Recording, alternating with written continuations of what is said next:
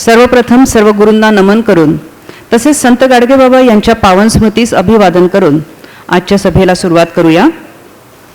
Honourable vice chancellor of this university doctor Dilip Malkhede sir, honourable pro vice chancellor doctor Vijay Choubey sir, honourable registrar doctor Tushar Deshmukh sir, honourable member of management council Shri Gurkhedkar sir, all the respected deans, directors, members of different management of colleges, principals, head of the departments, teachers, non-teaching staff, I welcome you all.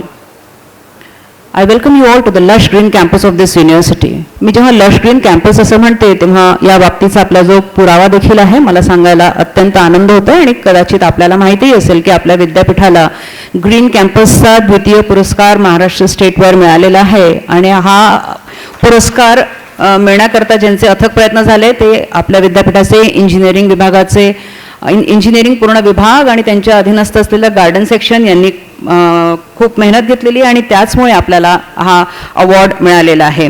ही बाब आपल्याकरता जितकी अभिमानाची आहे तितक्याच अभिमानाची अनेक नवीन उपक्रम आपण आपले माननीय कुलगुरू रुजू झाल्यापासून सुरू केलेले आहेत.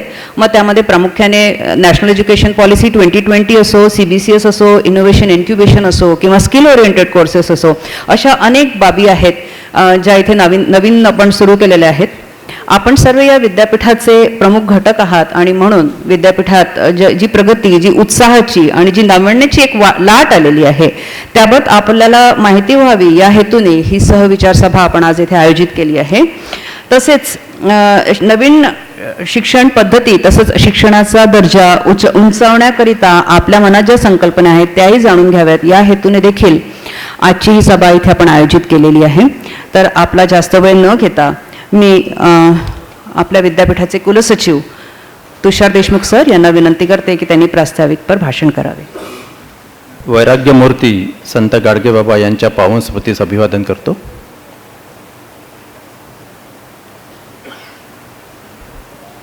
दोन वर्षानंतर एकदा प्राचार्यांची सभा पुनश्च होऊ घातलेली आहे.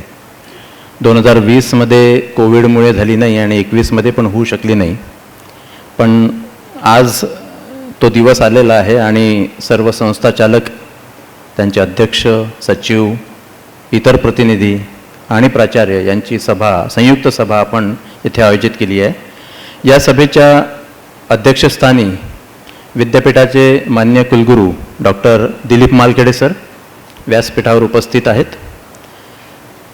विद्यापीठाचे मान्य प्रकुलगुरू डॉक्टर विजयकुमार चौबे सर, त्याचप्रमाणे श्री वसंतराव भुईकेडकर सर जे उपाध्यक्ष आहे महाराष्ट्र राज्य शिक्षण संस्था महामंडळ, व्यासपीठावर उपस्थित आहे.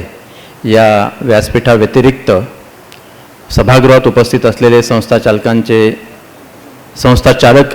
संस्थेचे अध्यक्ष, सचिव तसेच सर्व प्राचार्य व शिक्षक, विद्यापीठाचे अधिकारी, कर्मचारी व सर्व मित्र आणि मैत्रिणींनो,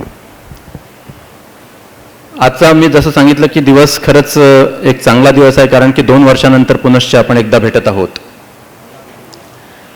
काही दिवसांपूर्वी श्री वसंतराव भुईकेडकर सरांच्या विनंतीनुसार त्यांनी एक संस्था चालकांची सभा मान्य कुलगुरूंसोबत लावली होती आणि त्याच्यात काही प्रश्न त्यांनी मांडले होते. त्या प्रश्नाच्या अनुषंगाने, त्या चर्चेच्या अनुषंगाने त्यांनी जी विनंती केली होती त्या विनंतीला मान देऊन माननीय कुलगुरूंनी तात्काळ ही सभा आयोजित केली. आणि तसे पण आपण विद्यापीठ म्हणून जेव्हा सेशन सुरू होत असते जुलै-ऑगस्टमध्ये अशी सभा आपण आयोजित करत असतो. 2019मध्ये पण अशी सभा आयोजित केली होती आणि त्या सभेच्या अनुषंगानेच आज आपण येथे सर्व एकत्रित आलो आहोत. मी विद्यापीठाच्या वतीने पुनश्च एकदा आपले सर्वांचे स्वागत करतो. विद्यापीठाने या सभेसाठी सर्वांना निमंत्रण पाठवले, गुगल फॉर्म बनवला, गुगल लिंक पाठवली. गुगल लिंकवरून सर्व संस्था चालकांनी, प्राचार्यांनी भरभरून प्रतिसाद दिला आणि जवळपास 450च्या वरती आपल्याला एकूण एंट्रीज प्राप्त झाल्या. म्हणजे जवळपास तेवढे संस्था चालक, प्राचार्य या सभेसाठी उपस्थित राहतील अशी मी आशा व्यक्त करतो. आणि त्यासोबतच आपल्या सर्वांचे आभार पण पुनश्च एकदा व्यक्त करतो, कारण की आपण या सर्व प्रोसिजरला एक उत्तम प्रतिसाद दिला. याशिवाय विद्यापीठातर्फे पण विशेष प्रयत्न केले गेले. सर्व सन्मान्य डीन, अधिकारी, DR डेव्हलपमेंटच्या madam doctor Sulabha Patil madam आहेत. काही फोन डॉक्टर चौबे सरांनी पण केले, काही फोन मी पण केले. अशा पद्धतीने आपण सर्वांना या सभेसाठी निमंत्रित केलं आणि या सभेला सर्वांनी उत्तम प्रतिसाद दिला. आपल्याला माहीतच आहे की 1983 साली हे विद्यापीठ स्थापन झालं आणि तेव्हापासून आजतागायत विद्यापीठाने भरपूर प्रगती केलेली आहे. गेल्या 38-39 वर्षातली प्रगती आपल्या डोळ्यासमोर आहे. विद्यापीठामध्ये विविध इमारती आहेत, विविध विभाग आहेत. इमारतींमध्ये काही गेल्या 4-5 वर्षात काही इमारती नव्याने विद्यापीठामध्ये तयार झालेल्या आहेत. त्यामध्ये आपण प्रामुख्याने सांगू शकतो की मायक्रोबायोलॉजीची स्वतंत्र इमारत आपण तयार केलेली आहे, जिओलॉजीचं एक्सटेन्शन केलेलं आहे. त्याशिवाय शिवाजी पटवर्धन हॉस्टेल हे आपण तयार केलेलं आहे, JRF हॉस्टेल तयार केलेलं आहे. हॉस्टेल्समध्ये जिम तयार झालेले आहेत. या पद्धतीने विद्यापीठाने इन्फ्रास्ट्रक्चरल डेव्हलपमेंट भरपूर केलेली आहे. काही कामे प्रस्तावित आहेत, काही कामे सुरू आहेत. आणि असे सुरू असलेले कामं, जसं हा हॉल पण डॉक्टर KG देशमुख सभागृह पण आपण नव्याने रिनोव्हेट केलेला आहे. त्याशिवाय डॉक्टर श्रीकांत जिचकार ऑडिटोरियमचं रिनोव्हेशन होऊ घातलेलं आहे. इलेक्ट्रॉनिक्स डिपार्टमेंटमध्ये सुंदरसा एक हॉल तयार झालेला आहे. AV थिएटरचं रिनोव्हेशन होऊ घातलेलं आहे. विद्यार्थी भवनचं रिनोव्हेशन होऊ घातलेलं आहे. हे सर्व कामे सध्या प्रस्तावित आहेत आणि येत्या 5-6 महिन्यामध्ये हे पूर्णत्वास जातील. या पद्धतीने विद्यापीठ आपलं इन्फ्रास्ट्रक्चर, रिसोर्सेस हे वाढवत आहे आणि आपल्या सर्वांसाठी हे उपलब्ध करत आहे. याशिवाय विद्यापीठामध्ये गेल्या 5 वर्षामध्ये काही विभाग नव्याने सुरू झाले आहेत. मागच्या वर्षी पण काही विभाग सुरू झाले आहेत आणि यावर्षी आपण MTech AIDS artificial intelligence and data science हा नव्याने कोर्स विद्यापीठाच्या अप्लाइड इलेक्ट्रॉनिक्स या विभागामध्ये सुरू करत आहे. अशा पद्धतीने विभागांची एक विस्तार होऊ घातलेला आहे आणि विद्यापीठाचा पण शैक्षणिक विस्तार होऊ घातलेला आहे. विद्यापीठामध्ये जवळपास 400 महाविद्यालय संलग्नित आहेत. त्या सर्व 400 महाविद्यालयांचा एकूण कारभार पाहणं, त्यांचं ॲफिलिएशन असो, अप्रुव्हल असो आणि इतरही शैक्षणिक बाबी असो, या सर्वांमध्ये विद्यापीठ नेहमी अग्रेसर राहिलेलं आहे. त्याशिवाय विद्यापीठाच्या परीक्षा हा एक मोठा विभाग आहे आणि परीक्षा आपल्याला माहीतच आहेत की विद्यापीठाच्या परीक्षा 2-2, 3-3 महिने चालतात. पण यावेळेस आपण हा पूर्ण प्रोग्राम एक्झामचा कॉम्पॅक्ट केला. त्या कॉम्पॅक्ट प्रोग्राममुळे आपल्याला दिवस पण कमी लागले परीक्षेचे आणि त्याशिवाय आपल्या सर्वांच्या सपोर्टमुळे, सर्व प्राचार्यांच्या, प्राध्यापकांच्या सपोर्टमुळे, संस्था चालकांच्या सपोर्टमुळे आपण यावेळेस रिझल्ट पण फार लवकर लावू शकलो. याबद्दल मला सार्थ अभिमान आहे आणि मी आभारी पण आहे.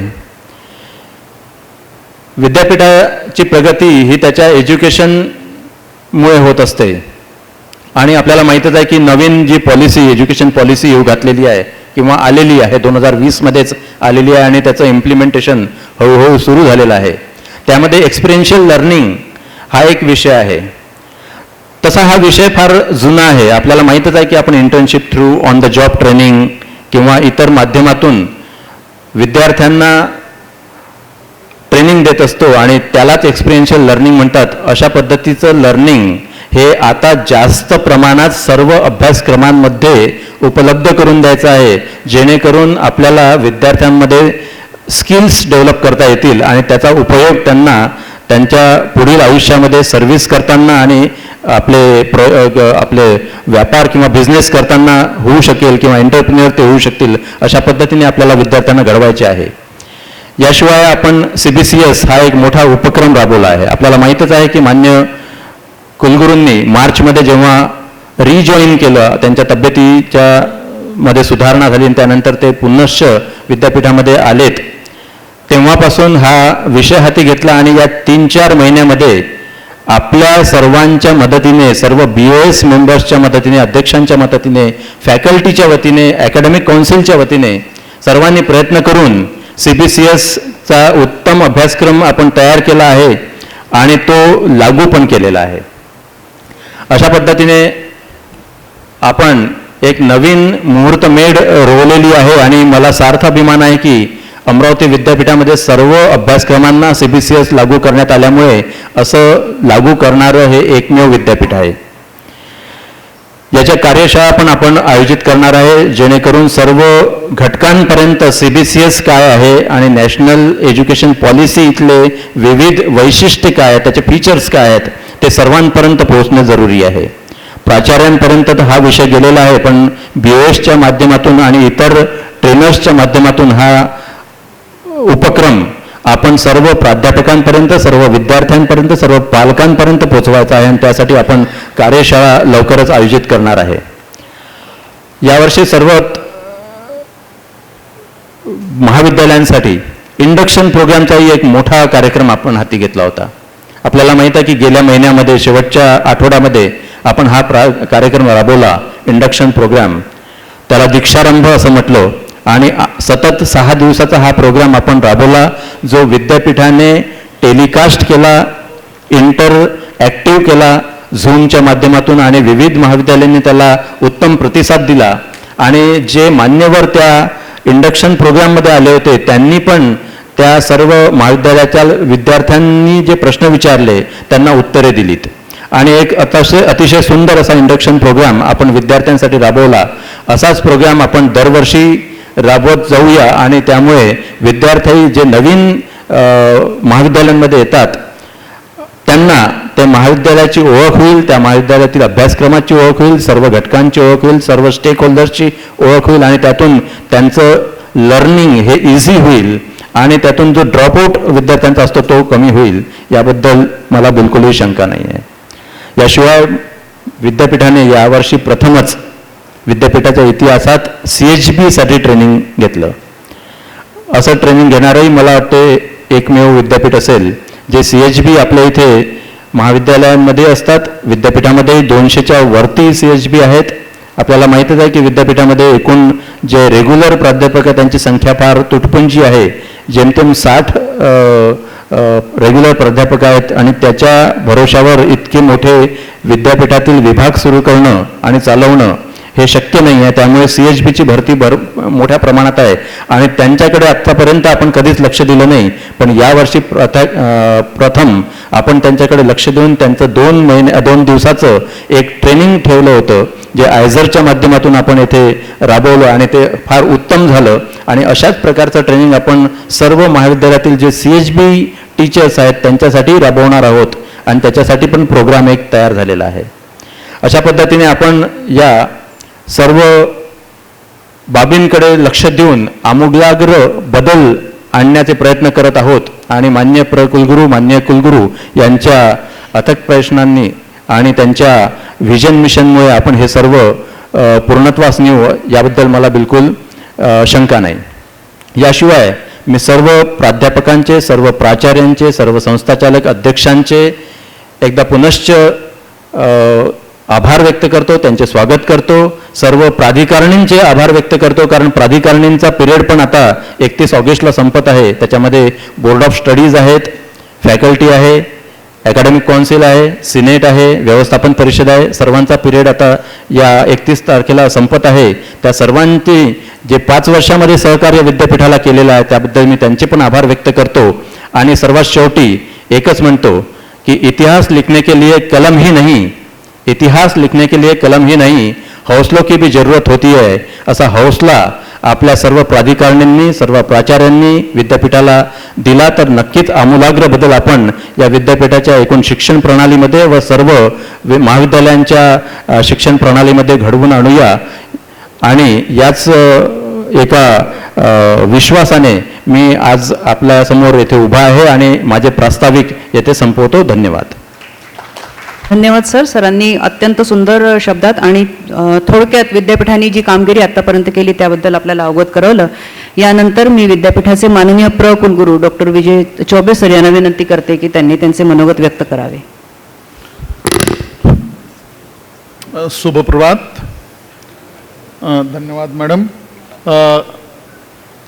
आजच्या सभेचे अध्यक्ष माननीय कुलगुरू सर, माननीय कुलसचिव, आपले सहसंचालक तुपे सर,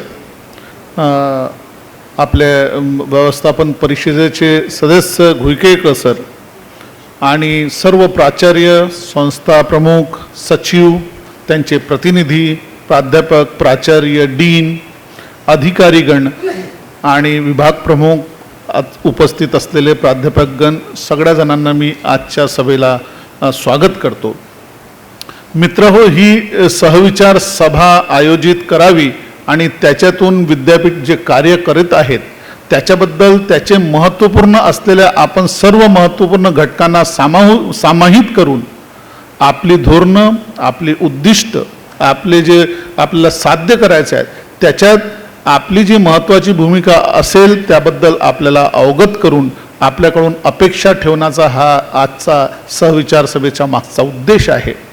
जसं आपण शेती करण्यासाठी सर्वप्रथम आपण सर्व तयारी करतो, परंतु ती शेती जशी आजच्या तारखेत शेती असल्यावर त्याला आपल्याला खूप कसावं लागतं, रोज त्याच्याकडे जाऊन पाहावं लागतं.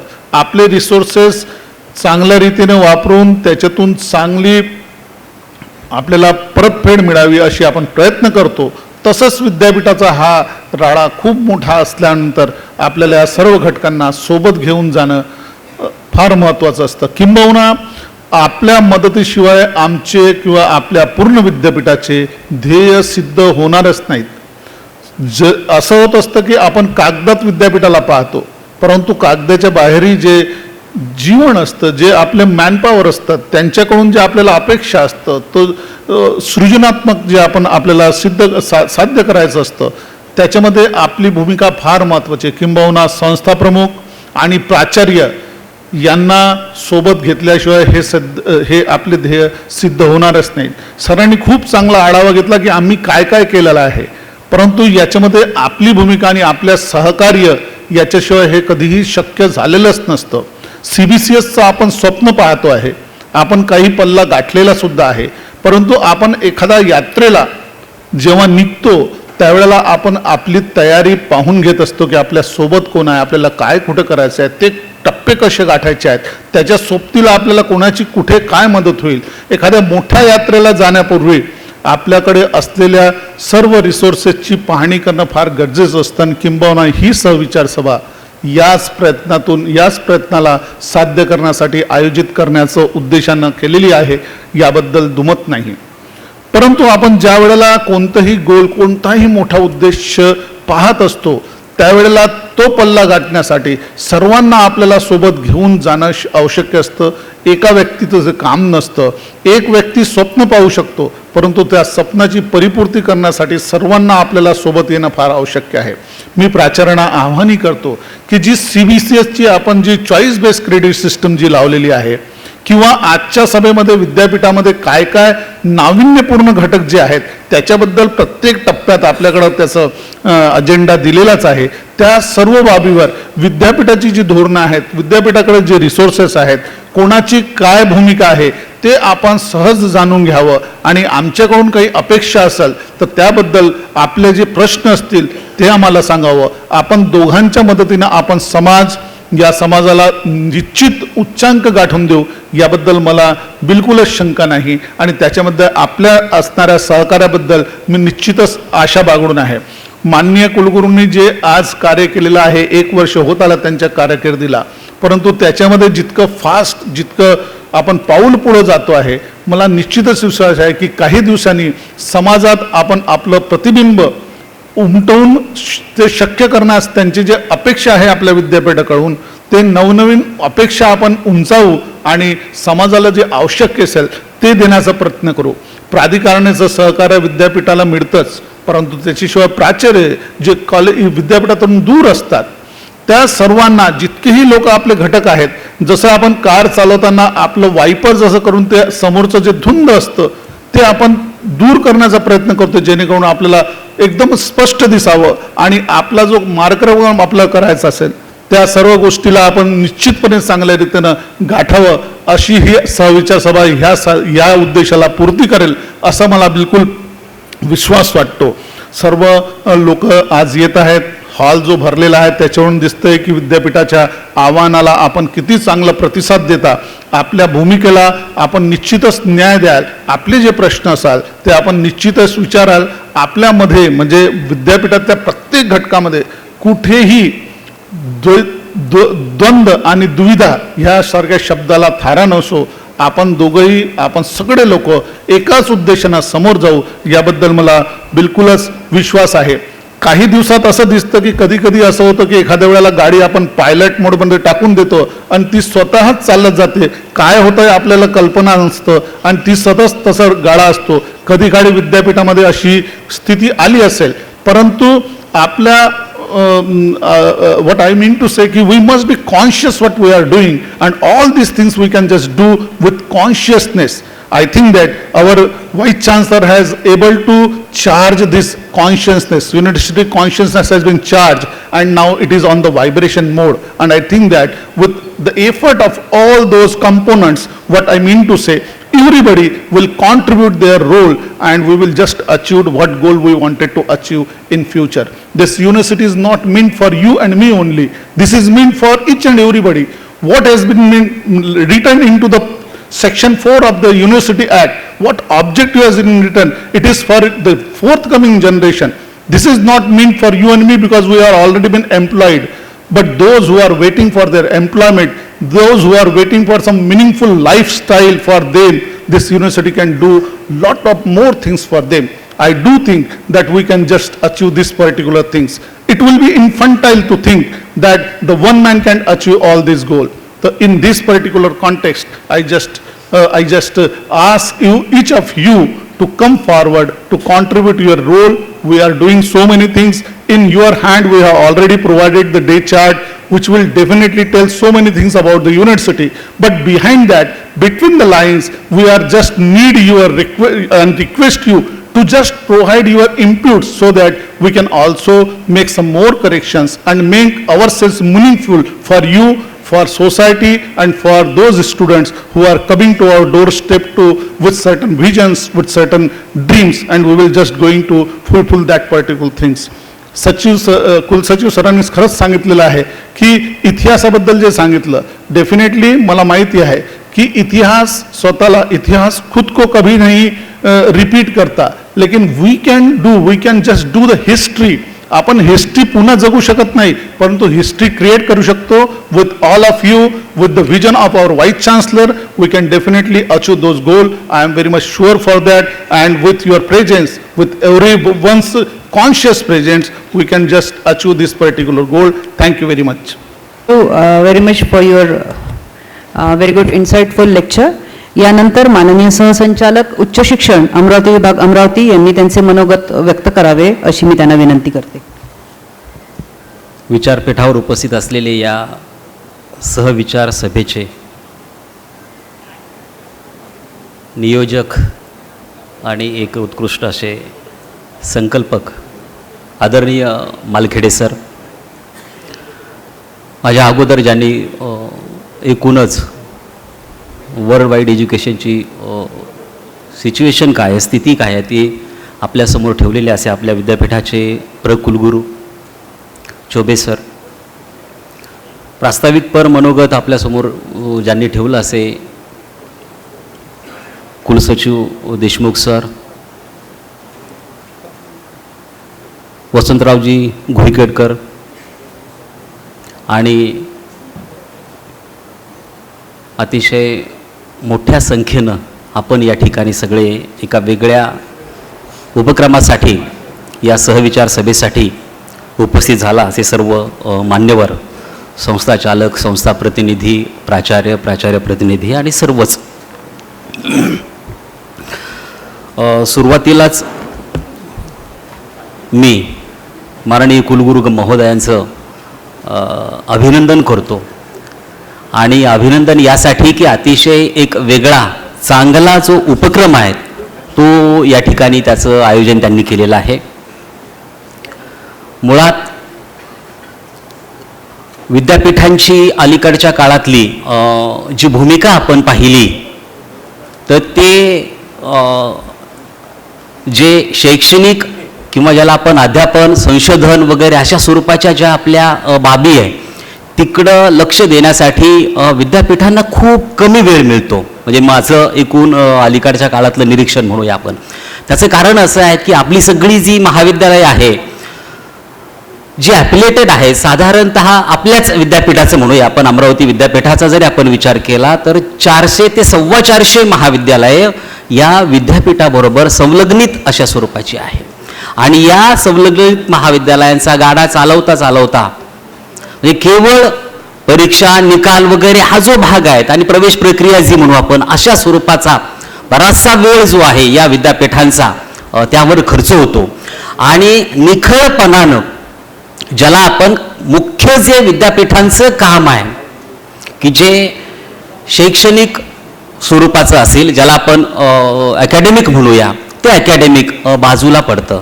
आणि मग आपण जे पाहतो आहे की नॅकमध्ये आपली महाविद्यालय कुठं आहे, आपलं विद्यापीठ कुठं आहे, किंवा NIRF मध्ये आपली काय स्थिती आहे, किंवा जी काही वर्ल्ड वाईड रँकिंग सिस्टम आहे, मग टाईम्सची असू दे किंवा QSची असू दे, मग त्याच्यामध्ये आपली विद्यापीठं का नाहीत, की त्याची जी काही कारणं आहे ती कारणं अशा स्वरूपाची आहे.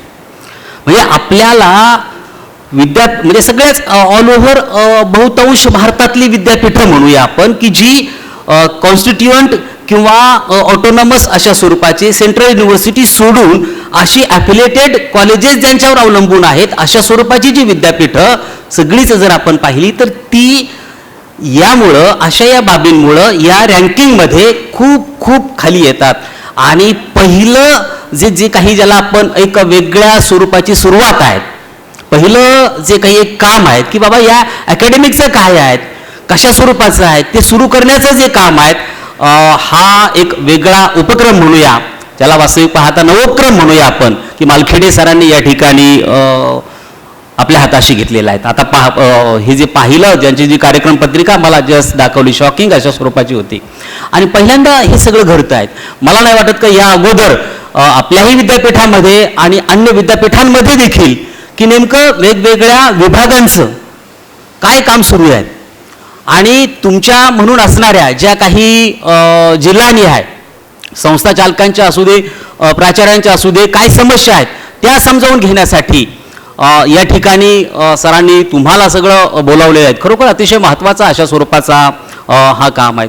आणि खरंच आपण एकूणच जर अलीकडच्या काळात पाहिलं, जास्त मी तुमचा वेळ घेणार नाही, परंतु मला ज्या 2-3 बाबी म्हणूया आपण की काही ज्या बाबी आहेत की तुमच्यापर्यंतही नीट पोचल्या जात नाही, त्याचा जो काही एक फॉलोअप आहे तो फॉलोअप आमच्याकडून म्हणजे शासनाकडून असेल किंवा विद्यापीठांकडून असेल तो घेतला जात नाही. म्हणजे एक साधं उदाहरण तुम्हाला मी देईल की मी 2 वर्षापूर्वी आपल्याकडे 38 महाविद्यालयं, नॉट अ सिंगल सायकल ज्यांचं झालेलं नव्हतं अशा स्वरूपाची 38 महाविद्यालय होती. अलीकडं आपण थोडासा फॉलोअप त्यांचा घेतल्यानंतर ठीक आहे, जे काही कुठला आपल्याला ग्रेड आला असेल ते आपण म्हणूया, परंतु एक 13-14 महाविद्यालय आपली की जी अनुदानित म्हणतोय आपण, बाकीचे तर असू दे, म्हणजे एखाद्या गोष्टीचा फॉलोअप जर आपण घेतला, तिच्या पाठीशी जर आपण लागलो तर बऱ्यापैकी जो काही रॅपो आहे हा घडून दोघांमध्ये संस्था चालक, प्राचार्य, आमचं ऑफिस असू दे किंवा विद्यापीठ असू दे, तर बऱ्यापैकी एक उंचावण्याची शक्यता या अनुषंगानं होत असतील. म्हणजे अनेक ज्या बाबी आहेत त्या बाबी आता या ठिकाणी चर्चेला जाणारच आहेत. परंतु तुम्ही सगळे या ठिकाणी आलात आणि पहिल्यांदा हा एक वेगळा उपक्रम म्हणूया आपण, तो उपक्रम या ठिकाणी होतो आहे. आणि नंतर बघितलं की जिल्हानिहाय सुद्धा या ठिकाणी चर्चा आयोजित भाग म्हणूया तो या ठिकाणी आहे. तर मलाही आवडेल त्या चर्चा समजावून घ्यायला आणि मलाही उपस्थित राहता येईल तुमचे जे काही समस्या असतील. परंतु याच्याही पुढे जाऊन मी सरांना सांगेल की आपले जे 5 जिल्हे आहे, तुम्ही सगळे संस्था चालक, प्रतिनिधी आणि प्राचार्य त्या जिल्ह्यातून या ठिकाणी आलात. पण मला असं वाटतं की मागे 1-2 ठिकाणी मी जो प्रयोग केला, बुलढाण्याला असेल किंवा अमरावतीला असेल किंवा अकोल्याला असेल, की कुलगुरू महोदय आणि अन्य जे काही त्यांचे अधिकारी असतील किंवा जे काही महत्त्वाचे कोणी असतील की त्यांनी त्या जिल्ह्याला आपल्याला बैठक घेता येईल का, हा एक थोडासा व्यापक विचार करून की तिथल्या ज्या काही समस्या असतील की त्या आपल्याला नीटपणानं समजावून घेता येईल, त्या सोडवता येईल. म्हणजे हा तर भाग इथं आहेच. तेव्हा एका चांगल्या उपक्रमामध्ये मला सहभाग, जी काही आपली नवीन NEPची पॉलिसी आहे, ज्याला नॅशनल एज्युकेशन पॉलिसी म्हणतो आपण 2020, की तिला पुढे घेऊन जाण्याच्या दृष्टीनं की जो आपला GER आज 26% आहे की तो आपल्याला 35% 50% घेऊन जायचा आहे, की तो अशा स्वरूपाचे जे काही इश्यूज असतील ते इश्यूही आपल्याला या ठिकाणी चर्चेला जातील. तेव्हा तुम्हा सर्वांचं एका या चांगल्या उपक्रमामध्ये स्वागत करतो आणि मला संधी मिळाली त्याबद्दल आयोजकांचे आभार मानतो आणि थांबतो. नमस्कार. माननीय सहसंचालकांनी त्यांचे मनोगत व्यक्त केले. यानंतर महाराष्ट्र राज्य शिक्षण संस्था महामंडळ यांचे उपाध्यक्ष तसेच आपल्या व्यवस्थापन परिषदेचे सन्माननीय सदस्य माननीय श्री वसंतराव घोळकेकर सर आपल्यामध्ये आहेत. मी त्यांना विनंती करते की त्यांनी त्यांचे मनोगत थोडक्यात सादर करावे. वैराग्य मूर्ती संत गाडगे बाबांना वंदन करतो. अमरावती विद्यापीठाच्या वतीने आयोजित संस्थाचालक व प्राचार्य यांच्या संयुक्त बैठकीचे अध्यक्ष आणि ज्यांच्याबद्दल आम्हा सर्वांना सार्थ अभिमान आहेत, ज्या व्यक्तीला या अमरावती विद्यापीठातला जो विद्यार्थी आहे, ज्याला खऱ्या अर्थाने फायदा घ्यायचा आहे, ज्याच्या संदर्भात सातत्याने ज्यांच्या मनात विचार असतो किंवा नवीन कुठली शिक्षण प्रणाली आणून आता आमचा विद्यार्थी हा स्वतःच्या भरोशा उभा राहिला पाहिजे, त्याला प्लेसमेंट मिळालं पाहिजे, त्याला कुठलं व्यावसायिक शिक्षण मिळालं पाहिजे, या पद्धतीच्या संकल्पना घेऊन जो काम करतो आहेत त्याचे आदरणीय अमरावती विद्यापीठाचे कुलगुरू आदरणीय डॉक्टर दिलीपजी मालखेडे साहेब, आदरणीय प्रकुलगुरू डॉक्टर चौबे सर, अमरावती विद्यापीठाचे कर्तव्यदक्ष रजिस्ट्रार आदरणीय डॉक्टर तुषार देशमुख साहेब, आणि ज्यांच्याशी आमचा दुसराही भाग येतो शासनाशी संबंधित येतो. तुपे साहेब, तुमच्याशी आमचे प्रश्न आम्हाला तुमच्याशी चर्चा करायचा आहेत. या विभागाचे जॉईंट डायरेक्टर आदरणीय तुपे साहेब. आणि सर मला एका गोष्टीचा खूप आनंद होतो आहे की एक संस्था चालक या राज्याचा शिक्षण मंत्री असलेला, या राज्यामध्ये शिक्षणामध्ये ज्यांनी अमुक काम केलेलं आहे ते राज्याचे शिक्षण मंत्री, माजी शिक्षण मंत्री वसंतरावजी पुरके सर या बैठकीला उपस्थित. मी मनापासून सर तुमचं स्वागत करतो.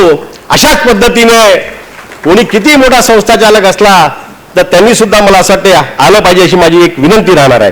त्याच पद्धतीने आजच्या या बैठकीला आमच्या मॅनेजमेंट काउन्सिलचे मेंबर सन्माननीय दिनेशजी सुरेश सर, सन्माननीय दांदे सर, सन्माननीय पावडे सर, उपस्थित सर्व आदरणीय सन्माननीय संस्था चालक, सर्व आदरणीय प्राचार्य, या अमरावती विद्यापीठातील सर्व सन्माननीय आदरणीय अधिकारी आणि कर्मचारी वृंद, उपस्थित माझ्या मित्रांनो, तुमच्या माझ्या संस्था चालकांच्या आशीर्वादाने या राज्यातल्या संस्था चालकाचा राज्याचा उपाध्यक्ष म्हणून आणि या विदर्भाचा अध्यक्ष म्हणून नुसते संस्था चालकाचेच प्रश्न नाहीत तर संस्था चालकांसोबत सर प्राचार्यांचे प्रश्न असेल, आमच्या प्राध्यापकाचे प्रश्न असेल किंवा आमचे नॉन टीचिंगचे प्रश्न असेल, यासाठी सुद्धा सातत्याने पुढाकार घेणं हे माझं काम आहे, ते कर्तव्य मी करत असतो. आणि या पद्धतीचं अधिवेशन राज्यातलं पहिलं अधिवेशन, मी दारवा येथे राज्यातलं पहिलं अधिवेशन नुसतं संस्था चालक, प्राचार्य, प्राध्यापक, शिक्षक अशा पद्धतीचं अधिवेशन सुद्धा घेतलं. आणि ज्या पद्धतीने हे प्रश्न मांडण्याचा शासनाच्या स्तरावर माननीय मंत्र्यांकडे, मुख्यमंत्र्यांकडे सुद्धा प्रयत्न सातत्याने करतोय. शेवटी संस्था चालक हे झाड आहे आणि या झाडाच्या फांद्या आम्ही एक कुटुंब आहेत. शेवटी टाळी एका हाताने वाजवत नाहीत. संस्था चालकांनी जरी कॉलेज काढलं तर चालू शकत नाहीत, तिथे प्राचार्य, प्राध्यापक आणि नॉन टीचिंग असतो आणि ते सुद्धा आमचा कलिग आहे, आमचा भाऊ आहेत. आणि म्हणून त्या पद्धतीने त्यांचे सुद्धा प्रश्न हे माझे आहेत. नुसतं मी संस्था चालक नाहीत, सगळ्यांच्या सोबत आहेत एवढं या निमित्तानं सांगू इच्छितो. मला एका गोष्टीचा अजून आनंद होत आहे की खऱ्या अर्थाने आपल्याला या अमरावती विद्यापीठामध्ये मी सिनेट मेंबर आहेत, गेल्या 12 वर्षापासून मॅनेजमेंट काउन्सिल मेंबर आहेत आणि सातत्याने सगळ्या या संस्था चालकाच्या गेल्या 25-30 वर्षाच्या ज्यात बरीचशी कुलगुरू बघितली, सगळ्यांनी चांगलं काम केलं. पण आताच्या कुलगुरूंच्या सोबत ज्या संस्था आमच्या मॅनेजमेंट काउन्सिलच्या बैठकी असेल, सिनेटच्या बैठकीमध्ये असेल, जेव्हा आम्ही कुठले प्रश्न मांडलेत तर निश्चिततेनं पॉझिटिव्ह थिंकिंग काम झालं पाहिजे, माझ्या विद्यार्थ्यांचे प्रश्न सुटले पाहिजे. शेवटी कॉलेज कोण, संस्था चालक असेल, प्राचार्य असेल, प्राध्यापक, आपण कोणासाठी काम करतोय? आपण शेवटी विद्यार्थ्याला क्वालिटी एज्युकेशन मिळालं पाहिजे या उद्देशाने आपण काम करतोय. आणि सर आम्ही सांगू इच्छितो, आम्ही संस्था चालकांनी हे कॉलेजेस उभे केली, ही खऱ्या अर्थानं शिक्षण देणं हे शासनाचं काम आहे, पण हे प्रामाणिकपणे एक सामाजिक जबाबदारी म्हणून आम्ही संस्था चालकांनी हे कॉलेज आज 100 वर्ष झाली कॉलेजेसला, त्यावेळेला आम्ही उभी केलीत कॉलेज.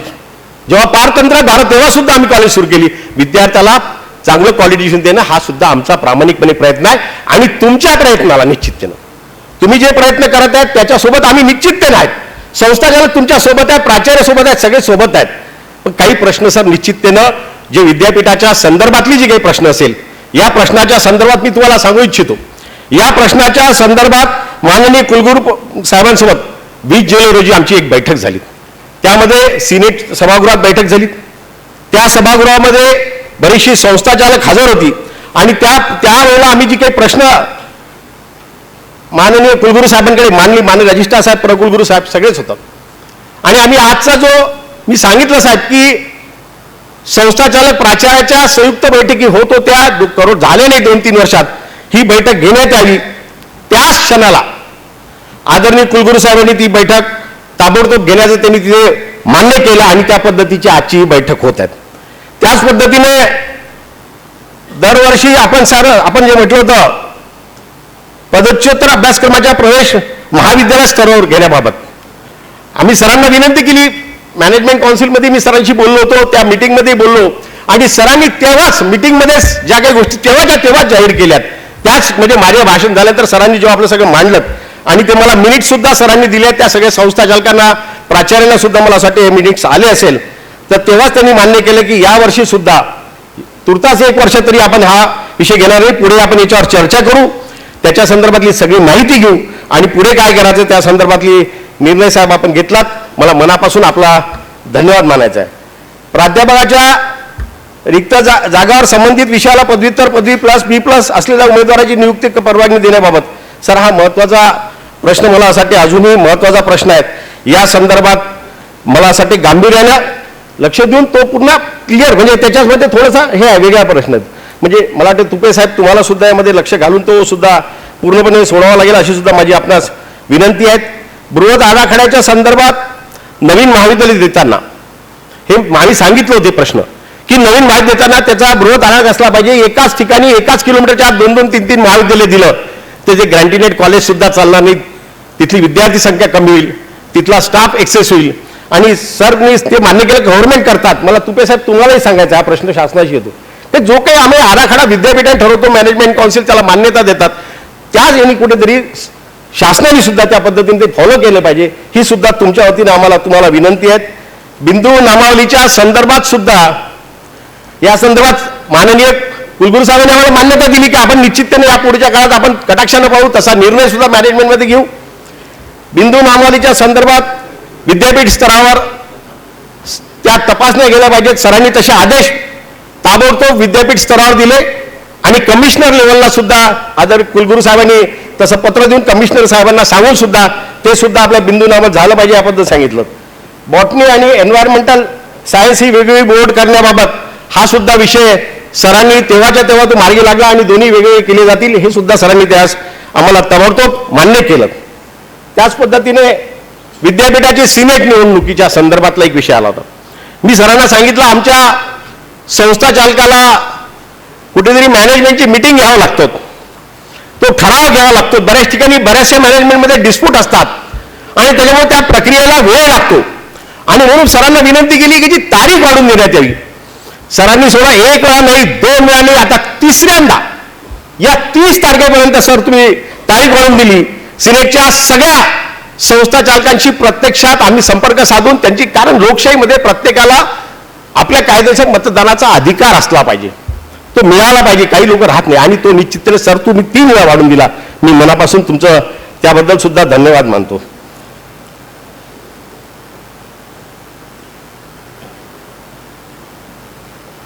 अशा पद्धतीचे सगळे प्रश्न आदरणीय कुलगुरू साहेबांनी या पद्धतीने निकालात काढले.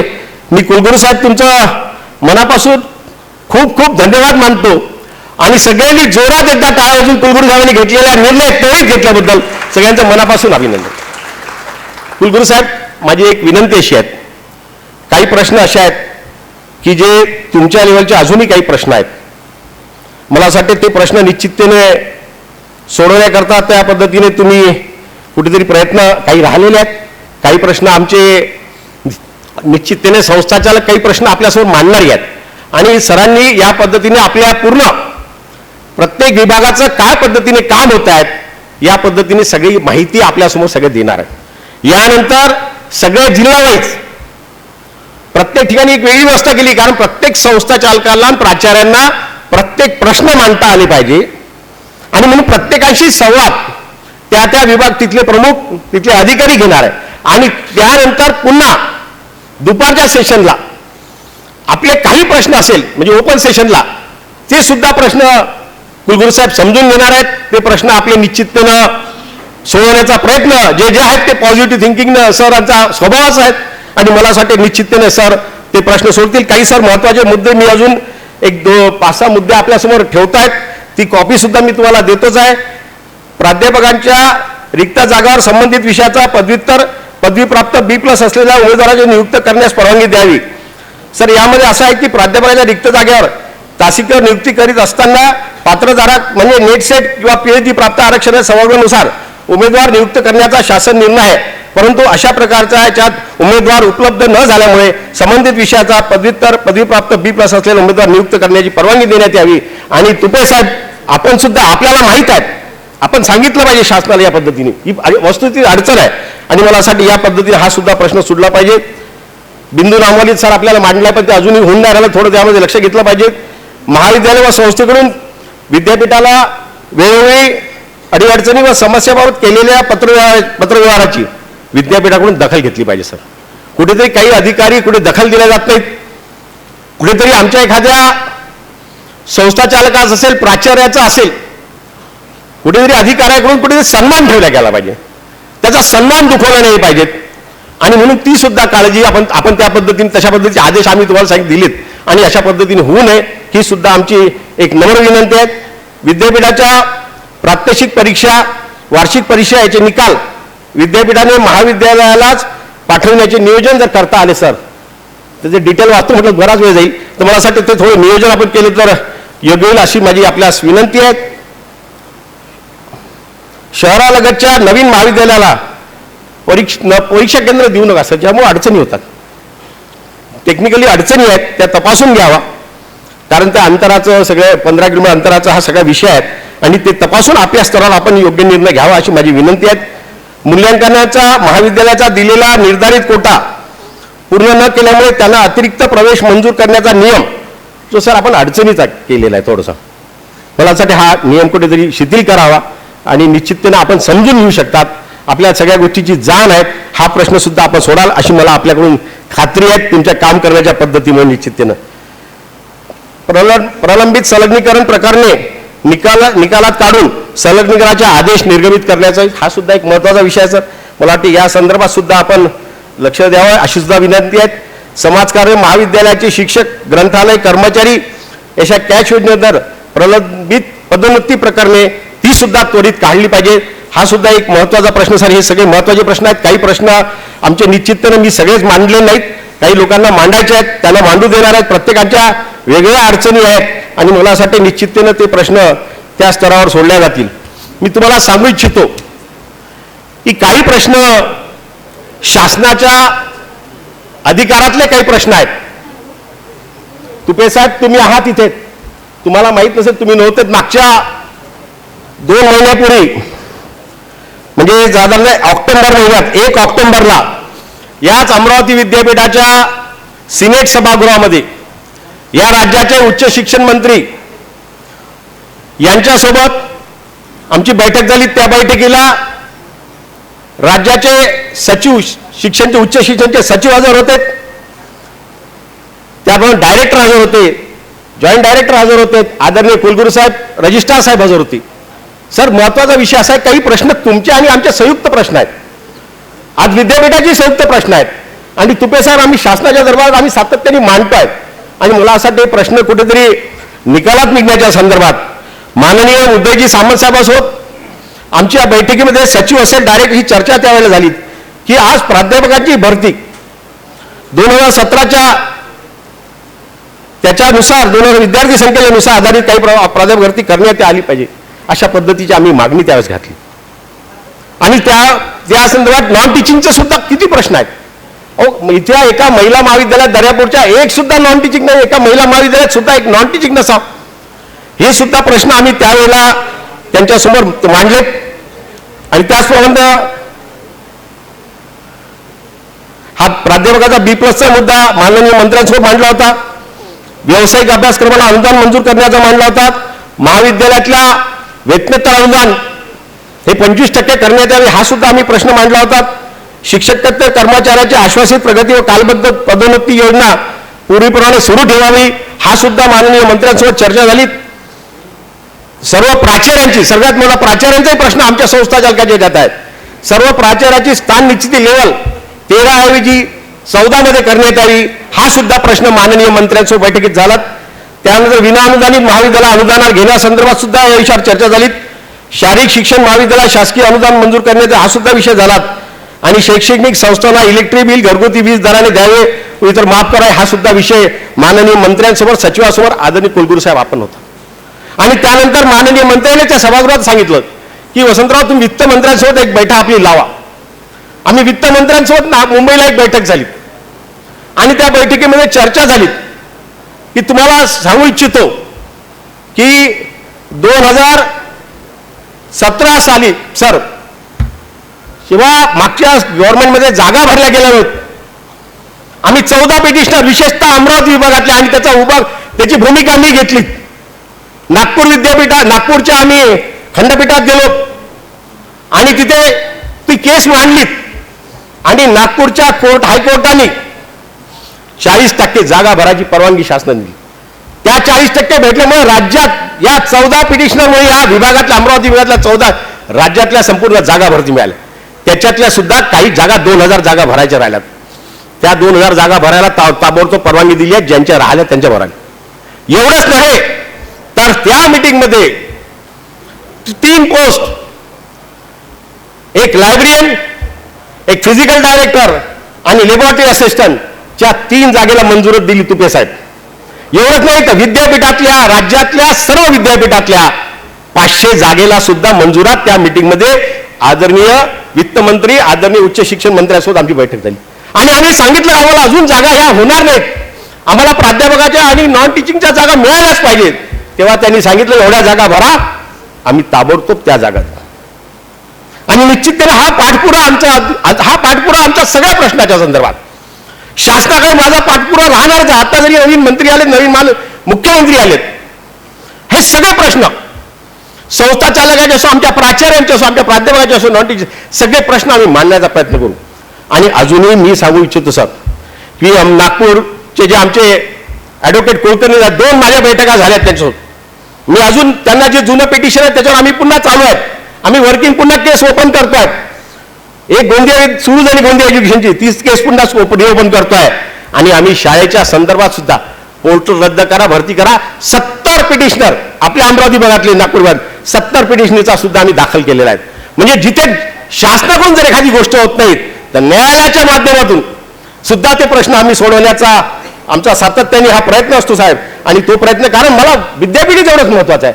तुपे साहेब तुम्ही समजून घ्या, तुम्ही सांगू इच्छिता. आणि मला असं सर तुम्ही बोलले होते मागच्या मीटिंगमध्ये, शासनाला एक पत्र आपण लिहिलं पाहिजे. शेवटी कुलगुरू म्हणून, विद्यापीठ म्हणून ही सगळी महाविद्यालय चालणार नाहीत. जर तिथे टीचिंग स्टाफ नसेल, नॉन टीचिंग स्टाफ नसेल तर कसे चालणार आहे? विद्यार्थ्याला क्वालिटी मिळणार आहेत का? तो कोण कसा मिळतो? क्वालिटी जर त्याला टीचर नाही भेटला, त्याला PhD नेट सेटवाला माणूस भेटला नाही तर तो कशा पद्धतीने शिक्षण देणार? आणि म्हणून या पद्धतीचा एक पत्र शासनाला, तुपे साहेब आमच्या सगळ्या संस्था चालकाच्या वतीने तुम्हाला सुद्धा नम्र विनंती आहे, माननीय मंत्र्यांसोबत बोलू, पण तुम्ही ह्या पद्धतीचा तुम्ही सुद्धा कुठेतरी पत्र दिलं पाहिजे. तुम्ही सुद्धा आदरणीय कुलगुरू साहेब, मला निश्चितपणे खात्री आहे की या संदर्भातली निश्चितपणे ती भूमिका कुलगुरू साहेब निश्चितपणे घेणार. सर असाच एक विषय ऑफिसेटिंग प्रिन्सिपलचा आला होता. मी तुम्हाला सांगू इच्छितो सर की ऑफिसेटिंग प्रिन्सिपलला शासनाने मान्यता बंद केली होती. मी सुप्रीम कोर्टात गेलो त्यावेळेला. अरे म्हटलं कलेक्टर नसेल तर डेप्टी कलेक्टर काम करतो, एखादा अधिकारी नसेल त्याच्या खालचा अधिकारी काम करतो, कुलगुरू नसेल तर प्रकुलगुरू काम करतो, पण एखादी यंत्रणाच बंद करायची. राज्यातल्या 3 मंत्र्यांच्या कॉलेजचे 6 महिने पगार झाले होते, करू शकले नाही. सुप्रीम कोर्टातून आदेश आणलात सर, सुप्रीम कोर्टातून आदेश आणलात. मला ते सचिव सांगत होते, उपसचिव, अहो म्हणे मुंबईचं कॉलेज, जैन कॉलेज हायकोर्टात गेलाय. अहो साहेब म्हटलं हायकोर्टाला काय सुप्रीम कोर्ट ओव्हररूल करतो का? सुप्रीम कोर्टाने दिलेला कायदा हायकोर्ट ओव्हररूल करू शकत नाहीत. आणि त्यावेळेला माननीय मंत्र्यांसोबत सचिवासोबत बैठक झाली आणि तेव्हा त्याला दिल्या गेलं. सांगायचं तात्पर्य एवढंच आहे की या पद्धतीने कुठे अडचण आहे आम्ही सोडवण्याचा प्रयत्न करतो. एवढंच नाही सर, आमच्या संस्था चालकाचा अधिकार काढून घेतला होता, नियुक्तीचा अधिकार. पहिला निर्णय झालेला आहे 2002 मध्ये पश्चिम बंगालच्या याच्यामध्ये फुल बेंचचं डिसिजन झालं होतं की हा मॅनेजमेंटचा अधिकार आहे तो कायम राहील. आणि त्याच याच्या बेसवर आम्ही हायकोर्टात गेलो. आमचा महाविद्यालय शिक्षक टीचिंग भरतीचा असेल, नॉन टीचिंगचा असेल, आमच्या शाळेतला शिक्षक भरती अधिकारच काढून आम्ही कोर्टाने सांगितलं की या संस्था मॅनेजमेंटने उभ्या केलेल्या आहेत, संस्था चालकांनी शिकवा केले. शासनाला शिक्षण देण्याची जबाबदारी शासनाची आहे, पण संस्था चालक हे शिक्षण देत आहेत तर त्यांना तुम्हाला अडवता येणार नाही. तो अधिकार त्यांचा अबाधित आहे आणि तो अबाधित राहील हे सुप्रीम कोर्टाच्या फुल बेंचने दिलं, हायकोर्टाने डिसिजन दिलं. आम्ही त्या पद्धतीने कोर्टात करतोय. साहेब या संदर्भातला एक पुन्हा हात जोडून नम्र विनंती आहे. आम्ही कोणाच्या पाठीराखा करणार नाही, पण कुठेतरी आता कार्यकारी प्राचार्य नेमत असताना आम्ही आपल्याशी चर्चा केली सर. कुठेतरी तो अधिकार आमचा आहे, आम्ही मान्य आहे सिनियरिटी दिलं पाहिजे, आम्हाला नाकारता येत नाही. कुठे एखादा संस्था चालक चुकीचं काम करत असेल त्यालाही आम्ही सपोर्ट करणार नाहीत, पण तो अधिकार आमचा आहे. म्हणजे आम्हाला आमचा अधिकार तो कायम ठेवा. आणि जो काही सिनियर नसेल, सिनियर दुसरा असेल, तिसरा असेल, तो चौथा असेल, तो देण्याचा जर असेल तर त्याला आपण मान्यता दिली पाहिजे, अशी माझी आपल्याला एक हंबल रिक्वेस्ट आहे. मला माहीत आहे की तुम्ही आमच्या कोणतेच प्रश्न सोडवण्यामध्ये अडचण आणणार नाहीत आणि निश्चिततेनं तुमचे आमचे सगळ्यांचे आपण शेवटी आपण विद्यापीठ आपलं आहे, शेवटी आपण विद्यार्थ्यांसाठी करतोय. तुमची आमची नैतिक प्रामाणिकपणे तुमची आमची सरकारची तुपे साहेब आपली सगळ्यांची जबाबदारी आहे. प्रश्न सुटले पाहिजे, विद्यार्थ्याला क्वालिटी घेऊन मिळालं पाहिजे. आता तर नवीन आता चौबे सरांनी सांगितलं आता वेगवेगळ्या पद्धतीच्या CBCS असेल, व्यावसायिक अभ्यासक्रम असेल. आता कुठेतरी मला असं वाटतं संस्था चालकांनी सर सांगतीलच आपल्या भाषणात, मला असं वाटतं सरांचा नेहमी विचार असतो की आपण आता या पद्धतीने कुठेतरी पुढे जाण्याची मला असं वाटतं विद्यार्थ्यांना शिक्षणाची या जरूरत आहेत आणि ते निश्चिततेने देण्याचं काम तुम्ही आम्ही सगळ्यांनी यांचा प्रयत्न आपण निश्चिततेने करूया अशी मला आपल्या सर्वांना विनंती करायची आहे. आणि सर खऱ्या अर्थाने आज तुम्ही आमच्या विनंतीला मान देऊन मला 5 मिनिटाचा वेळ होता, मी जास्त बोललो असेल तर मला माफ करा पण काही असं आहे सर, आता राज्यामध्ये काम करतोय संस्था चालकांचं सगळ्यांचं, तर काही प्रश्न असे येतात आणि ते मांडले पाहिजे. आणि त्या काही म्हणजे याच्यातून नाही हृदयातून मांडतो सर की आम्हाला ज्या अडचणी आम्ही काय कॉलेज उभे केले तेवढे केले, संस्था उभ्या केल्यात, 50-50 वर्ष झाले आम्ही कॉलेज उभे करून. काय आम्ही छोट्याशा आताच मी चौबे सर मला सांगत अरे तुमचं कॉलेज एवढंसं छोटंसं होतं, आज केवढं मोठं केलं. आम्ही खूप कष्टाने सगळ्यांनी उभे केलेले आहेत. कष्टाने आम्हाला प्रामाणिकपणे आहे की शेवटी आमचा मुलगा विद्यार्थी आहे, कोणाचाही मुलगा असो तर आमचा भाऊ आहे, विद्यार्थी आहेत, त्याला चांगलं एज्युकेशन मिळालं पाहिजे. मला असं वाटतं तो निश्चिततेनं एक प्रामाणिक दायित्वाची भूमिका म्हणून एक संस्था चालक मीच नव्हे तर आमचा सगळं संस्था चालक हा प्रामाणिकपणे आमचा प्राचार्य असेल, आमचा प्राध्यापक असेल, आमचा नॉन टीचिंग कर्मचारी असेल, सगळे प्रामाणिकपणे विद्यार्थ्याला चांगलं शिक्षण मिळालं पाहिजे हा प्रामाणिकपणे प्रयत्न करतो. आता एखादी घटना चुकीची होतात त्याच्यासाठी सगळेच बदनाम होत नाही. एखाद्या संस्था चालकाने एखादी चुकीच्या घटना घडली असेल त्याच्यामुळे सगळेच संस्था चालक खराब असतो. एखाद्या प्राचार्याच्या घटना चुकीची झाली तर सगळेच प्राचार्य त्या पद्धतीने त्या चष्म्यातून कोणी त्यांना पाहू नये. माझ्या विद्यापीठातल्या सगळ्या अधिकाऱ्यांना विनंती करतो की आमच्या संस्था चालकाचा सन्मान ठेवावा, आमच्या प्राचार्यांचा सन्मान ठेवावा. ज्या पद्धतीने कुलगुरू साहेब तुम्ही सगळ्यांचा सन्मान ठेवतात, मला माझी जाहीर विनंती आहे सगळ्यांनी सन्मान ठेवला पाहिजे. आम्ही सुद्धा तेवढा सन्मान तुमचा सुद्धा ठेवला पाहिजे. शेवटी तुम्ही अतिशय महत्वाचे आहात, तुम्ही घटक आहेत, तुम्ही प्रॅक्टिकली वर्क करतात. तो सन्मान आम्ही सुद्धा तुमचा कधी विसरणार नाही. कोणाच्यानं आमच्याच्यानं एखाद्या संस्था चालकांना आमच्या प्राचार्याच्यानं एखाद्याने चूक झाली असेल तर त्याची सुद्धा सर मी मनापासून दिलगिरी व्यक्त करतो, माफी मागतो. पण आपण सुद्धा त्याच पद्धतीने ज्या मोठ्या मनाने आपण काम करतात त्याच मोठ्या मनाने आम्ही सुद्धा करू. आपण सर्वांना त्या पद्धतीने सूचना द्यावीत. मला एक गोष्टीचा आज माझ्यासमोर बसलेल्या HR देशमुख सरांनी एक्झामिनेशनमध्ये अतिशय सर चांगल्या पद्धतीने काम केलं. आपल्याला माहिती आहे कोरोनाच्या काळात ऑनलाईन त्यांचंही मनापासून मी संस्था चालकाच्या वतीनं नाही संस्था चालकाच्या वतीनं म्हणजे माझी जबाबदारी आहे सर. त्या त्यांनी एक्झामिनेशन डिपार्टमेंटमध्ये चांगलं काम केलं, त्यांचे आभार मानला पाहिजे. ज्या अधिकाऱ्यांनी आजपर्यंत कामं केलेत, जी शेवटी नोकरी म्हटलं तर रिटायरमेंट आहेत किंवा कोणाला काही तुमच्या इथला कालावधी टेन्युअर आहे 5 वर्षाचा, त्याला कुठेतरी पुन्हा जावं लागतं, सरांना प्राचार्य होऊन जावं लागलं. ज्यांनी काम केलं, ज्या लोकांनी आम्हाला जे आतापर्यंत विद्यापीठाच्या जे कुलगुरू असेल, प्रगुरुगुरू असेल, रजिस्ट्रार, ज्या सर्व लोकांनी सर्व अधिकाऱ्यांनी आम्हाला जी संस्था चालकाला भरभरून मदत केली त्याबद्दल सर्व अधिकाऱ्यांचे मी मनापासून धन्यवाद मानतो, मनापासून आपल्या सगळ्यांचे आभार मानतो. आणि सगळ्यांनी आपले प्रश्न मी मुद्दाम सगळे प्रश्न मांडले सर, नाही का तुम्ही मांडले पाहिजेत. तुम्ही ते प्रश्न मांडवा. पुन्हा संध्याकाळच्या सेशनमध्ये सर आपल्या सगळ्या प्रश्नावर चर्चा करणार आहे. माझी तुम्हाला विनंती आहे का एक दिवस तुम्ही आपल्या संस्था चालकांच्या, प्राचार्याच्या, ज्या काही आपल्या कॉलेज चालवत असताना विद्यार्थ्याच्या अडचणी ज्या समोर येतात त्याच्यासाठी एक दिवस तुम्ही इथे काढा. एक दिवस तुम्ही जाऊ नका कृपा करून 4 वाजेपर्यंत. सरांनी इथं आपल्यासाठी एवढी मेहनत घेऊन मीटिंग घेतली, सातत्याने सगळ्या अधिकाऱ्यांसोबत बैठका घेतली, त्याचे डेमो घेतलेत. मी बघत होतो 2 दिवस आधी मी मीटिंगला आलो होतो. आणि एवढी मेहनत एखादा कुलगुरू आपल्यासाठी घेतो आहे आणि जर आपण आता मीटिंग झाली, भाषण झाली, निघून गेलो तर त्याला अर्थ राहणार नाही. म्हणून सगळ्यांनी त्या पद्धतीने मला असं वाटतं या पद्धतीने प्रयत्न केले पाहिजेत. आदरणीय पुरके सर तुम्ही नव्हते, मी तुमच्याबद्दल बोललो की एक राज्याचा माजी मंत्री एक शिक्षणामध्ये ज्यांनी काम केलं, आमूलाग्र बदल केला, काम केलं, तो जर संस्था चालक इथे हजर असतो, तो केवढाही मोठा संस्था चालक असो, राज्याचा मंत्री असो की आमदार असो, खासदार असो, त्यांनी हे शेवटी एखाद संस्था चालत असताना ती आपली नैतिक जबाबदारी सोबत आपल्या प्रश्नासाठी, आपल्यासाठी या सभागृहात आलं पाहिजे अशी माझी सगळ्यांना हात जोडून नम्र विनंती आहे. आमचे प्राचार्य 100% हजर राहतात, आमच्या संस्था चालकांनी सुद्धा 100% हजर झालं पाहिजे. मी सगळ्यांशी टेलिफोनवर कॉन्टॅक्ट केले, सगळ्यांना SMS केले, माझ्या स्टाफने केला, आम्ही सगळे प्रयत्न केलेत. सरांनी सुद्धा सगळ्यांना बोलवण्याचा, सगळ्या स्टाफला, पाटील मॅडमनी ती एवढी मेहनत घेतली, त्यांच्या स्टाफने मेहनत घेतली. पाटील मॅडम तुमचे सुद्धा मनापासून मी आभार मानतो. तुम्ही खूप प्रयत्न केले, तुमच्या सगळ्या स्टाफनी सगळ्यांना फोन लावलेत, सगळे स्वतः बोलत होते, प्रकुलगुरू साहेब, रजिस्ट्रार साहेब, सगळ्यांनी मेहनत घेतली. ही मीटिंग सर अतिशय चांगली मीटिंग आपण आयोजित केली. एकदा जोरात टाळ्या सरांचं पुन्हा अभिनंदन करूया. सर मनापासून तुमचे धन्यवाद मानतो आणि तुमच्या सोबत आम्ही संस्था चालक नसेल, आम्ही प्राचार्य, आम्ही सगळे तुमच्या सोबत आहेत. तुम्ही पॉझिटिव्ह थिंकिंगने सगळे विचार, आमचे प्रश्न सोडवावं आणि तुपे साहेब शासनाच्या दरबारात सुद्धा जे प्रश्न आपण मांडलेत ते प्रश्न तुम्ही सुद्धा थोडं मांडायचा प्रयत्न करा. आणि तुमच्या लेवलला सुद्धा सर आम्हाला विनंती आहे, तुम्ही नक्कीच चांगले आहेत, पण आम्हाला काही कटू अनुभव सुद्धा आलेले आहेत. संस्था चालकाचे सर, आमच्या प्राचार्य प्राध्यापकांचे काही प्रश्न सर, त्याला न्याय देण्याचा प्रयत्न करा, त्याला त्रास होणार नाही एवढी आपण काळजी घ्या, एवढी आपल्या सर्वांच्या वतीनं नम्र आपणास सुद्धा विनंती करतो आणि थांबतो. जय हिंद, जय महाराष्ट्र, जय शिक्षण. शिक्षण संस्था संचालक तसंच प्राचार्यांच्या ज्या भावना होत्या त्या त्यांच्या अत्यंत प्रभावीपणे मांडल्या. तसेच त्यांनी कमीत वेळात ते मांडता यावे, आपल्या भावनांना आवर घालून त्यांनी त्या मांडल्या, त्याबद्दल त्यांचे खूप खूप धन्यवाद. यानंतर माननीय कुलगुरू दिलीप मालखेडे सर आपल्याला आपले मनोगत व्यक्त करतील. मंचावर उपस्थित माझे सहकारी, आपल्यामध्ये बसलेले सगळे विद्याविभूषित प्राचार्य, प्राध्यापक, मॅनेजमेंट, ट्रस्टीज,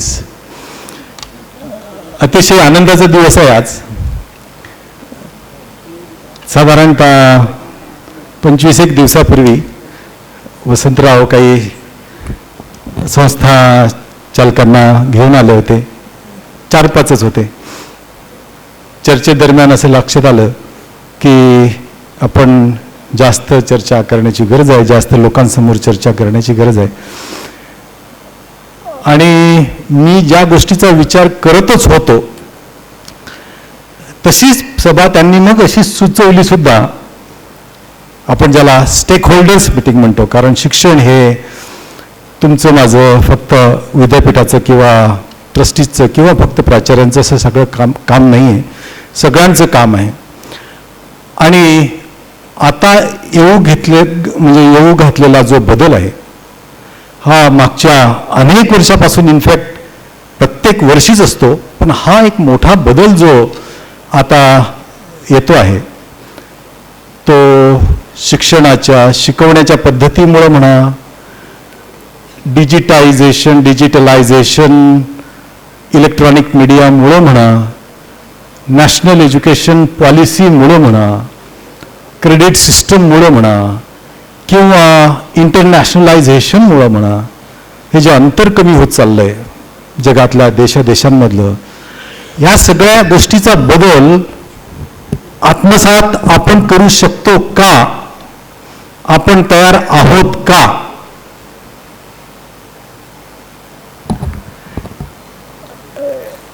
याचा जर विचार करतो आपण, जेव्हा याचा विचार केला तर लक्षात येतं की त्याचं उत्तर नाही आहे. We are not ready. छोटे कॉलेजेस तर नाहीच नाही, काही कॉलेजेस आहेत. आपलं विद्यापीठ आहे का? तर आपण करू शकतो, पण आपण तयार नाही. त्याचं उत्तर, प्रामाणिक उत्तर. मग हे बदल आपल्याला निश्चितपणे केले पाहिजे. आणि हे बदल कसे करायचे? तर काय 4 डीन्स आणि मॅनेजमेंट काउन्सिल किंवा अकॅडमिक काउन्सिलने निर्णय घ्यायचे आणि मग ते थोपवायचे का? हा एक प्रश्न येतो. की सगळ्यांना विचार घेऊन मग पुढे गेलं पाहिजे. तर मी या मताचा आहे की जरी अकॅडमिक काउन्सिल आणि ह्या सगळ्या मॅनेजमेंट काउन्सिल हे प्रातिनिधिक स्वरूपाचे काउन्सिल असतील, ते निर्णय घेऊ शकतात, पण तरी निदान वर्षातून 1-2दा अशा पद्धतीची सभा जर झाली, त्या सभेमध्ये जरी वाद झालेत तरीही अखंडपणे आपण निदान माझ्या 5 वर्षाच्या काळात दरवर्षी आपण अशा पद्धतीची सभा घेऊ आणि ती सभा मोठ्या प्रमाणात घेऊ, उत्साहाने घेऊ, असा निर्णय आम्ही केला. आणि म्हणून तुम्हाला कदाचित म्हणजे अनुभव आला असेल, आमच्या काही CHB टीचर्सनी, आमच्या काही अधिकाऱ्यांनी, प्रकुलगुरूंनी सुद्धा, रजिस्ट्रारनी, पाटील मॅडमनी बहुतेकांनी फोन केलेत. मला निश्चितपणे वाटतंय की आपल्यापैकी निदान पत्र तर आलंच, ईमेल आली, SMS आले असतील, पण फोन सुद्धा निदान 60-70% लोकांना आपल्याला आले असतील आणि त्याची आम्ही खातरजमा करून घेतली होती. तर आजचं सत्र खरं तर चर्चेचं सत्र आहे. सत्र दोन्ही बाजूनी असलं पाहिजे. इथे जे बसलेले जे आहेत, या प्रत्येकाला आपलं मत मांडता येण्यासारखी ही आपल्या बैठकीची रचना नाही. पण त्यापैकी आदरणीय वसंतरावांसारखे आणि काही लोक यांना प्रातिनिधिक स्वरूपात ओपन हाऊसमध्ये बोलण्याची संधी पाहिजे. त्याचप्रमाणे आमच्या अधिकाऱ्यांनी काय काय केलं, विद्यापीठ काय करते आहे, हे बऱ्याचदा आपल्याला महाविद्यालयांना माहीत नसते, म्हणून ते सांगणं गरजेचं आहे. म्हणून अनेक अधिकारी आता आपल्यासमोर विद्यापीठाची काय पद्धत आहे, काय कामं आहेत, काय योजना आहेत, काय दिशा आहे, हे सगळं ते मांडतील. त्यानंतर प्रत्येकाला ओपन हाऊसमध्ये बोलता येणार नाही, पण प्रत्येकाला संधी द्यायची आहे असा आमचा प्रामाणिक प्रयत्न असल्यामुळं जिल्हानिहाय याच इमारतीमध्ये, मला वाटते एक दुसरी इमारत आहे कम्प्युटर सेंटर, ते 4 याच इमारतीमध्ये आणि 1 कम्प्युटर सेंटरमध्ये अशा ठिकाणी 5 ठिकाणी 5 जिल्ह्यांच्या वेगळ्या सभा होणार आहेत. त्या 45 मिनिटाच्या होतील आणि तिथे because the group is going to be smaller, everyone will get at least 1 minute or 1.5 minute depending on the time available and number of people available. तो तेवढा त्यांना वेळ मिळेल आणि आमचे डीन्स तिथे त्याला मॉडरेट करतील आणि ते ऐकतील आणि नंतर मग डीन इथे येऊन मग ते त्या सेशनमध्ये काय झालेलं आहे हे पण समराईज करतील. आणि ओपन हाऊस नंतर होईल, त्यामध्ये सुद्धा काही लोकांना ते विचार परिपक्व होतील तोपर्यंत रिपिटेशन पण होणार नाही. वसंतरावने जे बोलले परत मुद्दे बोलायची गरज नाही. नवीन काही मुद्दे असले तर निश्चितपणे मांडावे, रिपिटेशन शक्यतो टाळावं. म्हणून ही साधारण सभा अशी 6 सेशनमध्ये मला दिसते. हा पहिला सेशन, दुसरा सेशन आहे विद्यापीठाचे अधिकारी मांडतील, तिसरा स्प्लिट सेशन होईल. थोडासा प्रोग्राम डिरेल झालेला आहे पण प्रत्येकाला वेळ दिलेला आहे, थोडा जेवणामध्ये कदाचित उशीर होऊ शकतो. नंतर परत आपण इथे येऊ, फक्त वेळेचं भान सगळ्यांनी ठेवायचं. परत इथे 5-5 मिनिटं आमचे डीन्स मांडतील आपापल्या सेशनमध्ये काय झालं ते. त्यानंतर प्रश्न उत्तरं होतील. मी सगळे प्रश्न उत्तरांची यादी करून घेईल हे सगळं करत असताना, आणि नंतर मग सगळ्यात शेवटी साधारणतः 40 ते 45 मिनिटं मी आपल्या सगळ्या प्रश्नांची उत्तरं देण्याचा प्रयत्न प्रामाणिकपणे करेल. त्याच्यामध्ये भूमिका असतील, कारण प्रत्येक प्रश्नाला 2 बाजू असतात हे लक्षात घ्या. एखाद्याची मागणी काही असेल तर तीच मागणी पूर्ण करू नये असा पण एक दुसरा गट असतो आणि म्हणून माझीच मागणी पूर्ण झाली पाहिजे. उदाहरणार्थ 20%, 30%, 40%, 50% वाढीव जागा आम्हाला द्या. दुसरे कॉलेजचा ग्रुप असू शकतो की हे देऊ नका, आमचे कॉलेज बंद पडतात. त्याच्यामुळे विद्यापीठाला बॅलन्स्ड भूमिका घ्यावी लागणार आहे हे आपण लक्षात घेतलं पाहिजे. पण आज या सभेमध्ये आपल्याला बोलवताना मला खूप आनंद झालेला आहे आणि निश्चितपणे आपलं काम जेवढं मोठं आहे, कदाचित असं मी म्हणेल निश्चितपणे की आम्ही ते यंत्रणा आहोत, शासकीय यंत्रणा आहोत. विद्यापीठ हे शासकीय यंत्रणा आहे आणि आमचं कामच आहे. पण आमच्यापेक्षा तुमचं काम जास्त मोठं आहे. जास्त मोठं याच्यासाठी आहे आणि याची पूर्ण जाणीव मला आहे की कारण आता आपली ही कदाचित सध्याची पिढी असेल, पण ह्या संस्था बऱ्याच लोकांच्या केसेसमध्ये आपल्या वडिलांनी, आपल्या आजोबांनी स्थापन केलेल्या आहेत आणि त्यावेळी काय आजही आपल्याला प्रॉफिटिअरिंग तर पॉसिबल नाहीच आहे, अलाउड पण नाही आहे. पण आता कदाचित त्याचं थोडंसं दुर्गंधी लागतही असेल बुद्धीला, तरी आपल्या वडिलांच्या वेळी, आपल्या आजोबांच्या वेळी हा विचार त्यांना विचारसुद्धा पुसून जात नव्हता. तेव्हा आपण सुद्धा यावेळी जे मागणी कराल, निर्णय घेत असाल, दररोज काही निर्णय घेत असाल आपण, त्यावेळी त्या आजोबांचा, त्या वडिलांचा, त्यावेळी त्यांच्या असलेल्या भूमिकांचा विचार आपण केला पाहिजे, एवढं आवाहन करतो आणि आपल्या या मिटिंगला शुभेच्छा देतो. धन्यवाद.